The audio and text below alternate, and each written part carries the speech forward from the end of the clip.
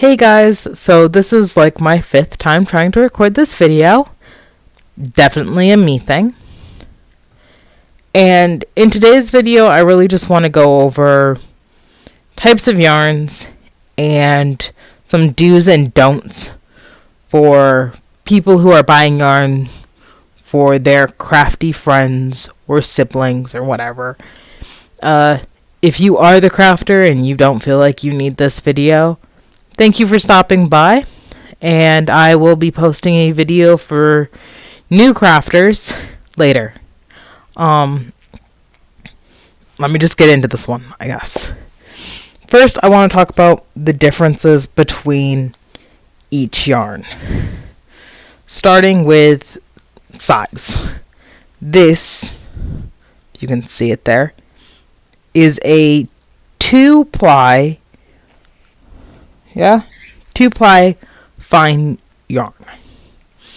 This stuff is something I'm currently working with, and I currently can tell you I would not pick this as a common work yarn. But some people like it.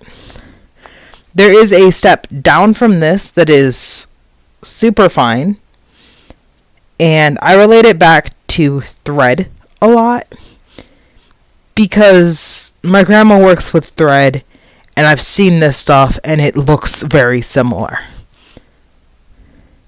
This is the 2. This thicker thing is 3. And then this one is a 4. And this is a 5, I think. This is either a 5 or a 6. I know for a fact that this is a 5. But this is something we'll talk about later and why I would not suggest it. So, let's say this is a 5. This one's a 4. This one's a 5. I don't know if you can see the difference in that, but I'm sure you probably can. And that's about the same difference that you'll find between a 2 and a 3. And I think that a 3 and a 4 come out pretty close together. Not close enough that they could be used in the same project, but close enough that if you work with 4 regularly, you can work with a 3. So that's a thing. Next, I want to talk about... Let me put this over there. I want to talk about... I'm drawing a blank now. Sorry. It's about whether or not to buy stuff like this. If you're shopping for a friend, this stuff is something I would tell you to avoid, because it does that. I pulled on the end slightly, and it fluffified. And I had done it throughout that project as well. And that's coming from a person who's been crocheting with stuff similar to this since they were about 13, 14. And who is now mid-20s. Fluffifying yarn, when it's a specialty yarn, which is what I consider homespun to be. This is homespun yarn. I consider this a specialty. Anytime you get a yarn that has bobble things already in it, those are all specialties. Rainbow fluff dangly things, because I saw some of those. Specialties.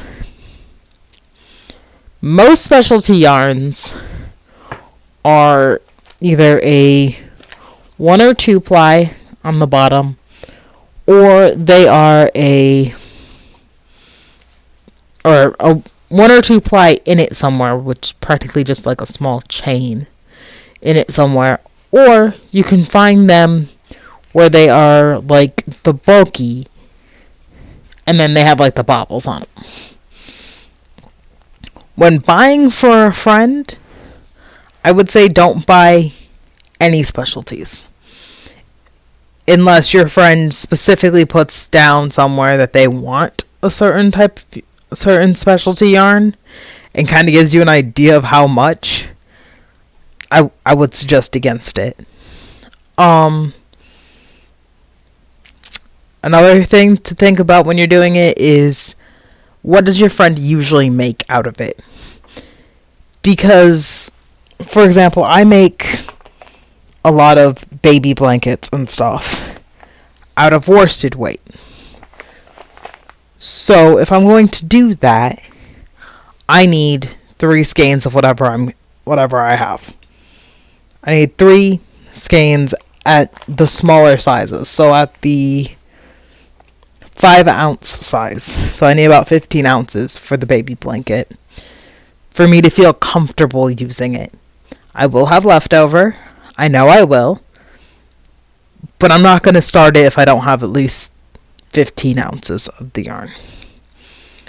And that's just because I don't want to get into it and not have enough left over. If I have leftovers from it, I can make a second project. I can start another project with scraps kind of thing.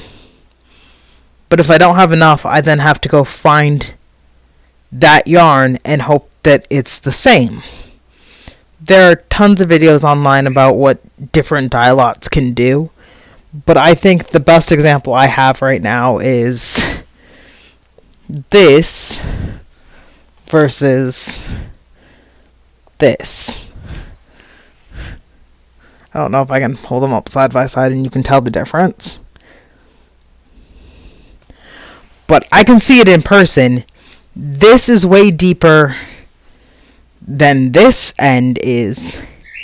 And I'm going to end up with about 3 of these that do that transition thing because I don't have the right dye lot. And I didn't realize I didn't have the right dye lot until I started a 4th.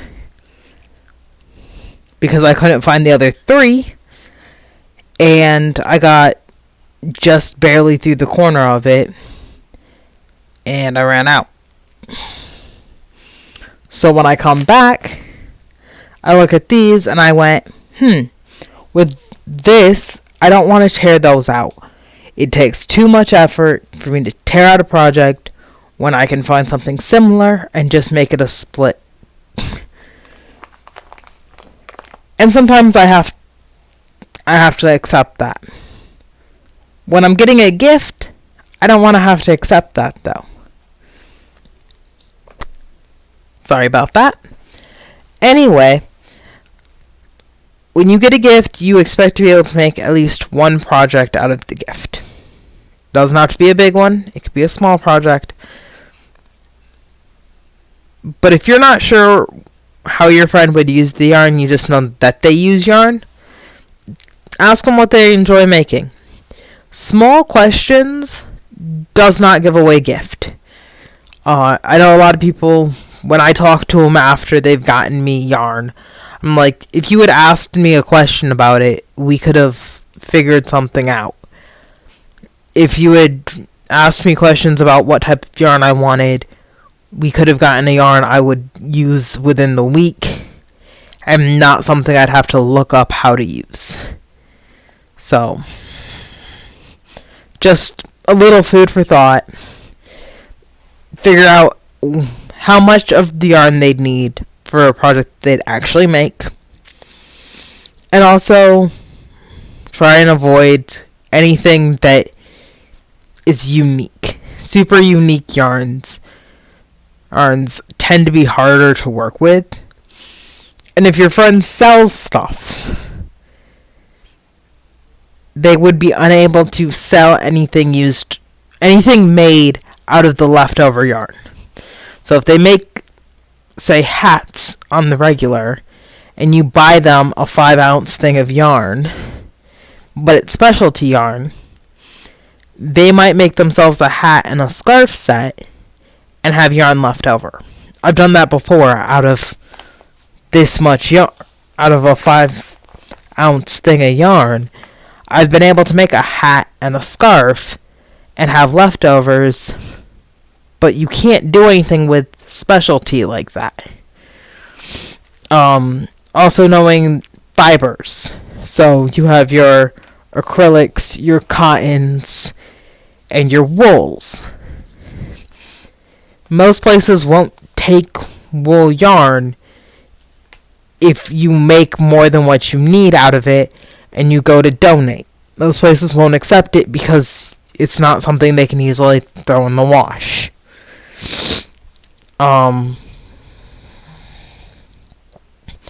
Just small stuff like that to keep in mind. One thing you can never go wrong with if you're buying for a crafty friend: crochet hooks.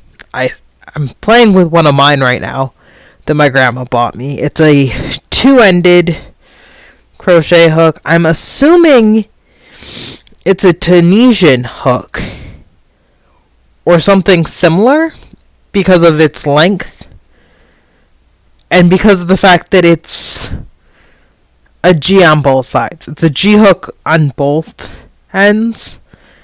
It doesn't get bigger in the middle or anything. So I'm assuming it's like a Tunisian hook, or it's a I've heard of a thing called a knitting hook before, and I'm not too sure what that is. But it's possible, since this is a two-ended hook, that this is one of those. But hooks, always a great idea. Again, though, that'll be dependent on the size of yarn they use. But if you buy a full set of hooks, they're like $10, full set of hooks. It normally covers from like an A, no, not an A, normally from a C hook all the way up to like a K or a J or something. They're J or K, somewhere in there. Those would be perfect gifts if you're not sure what you're doing with yarn. Besides that, I don't really have anything else to say. Just be willing to talk to your friends about what they want and need with yarn, and I will see people later. See you guys later. Yeah.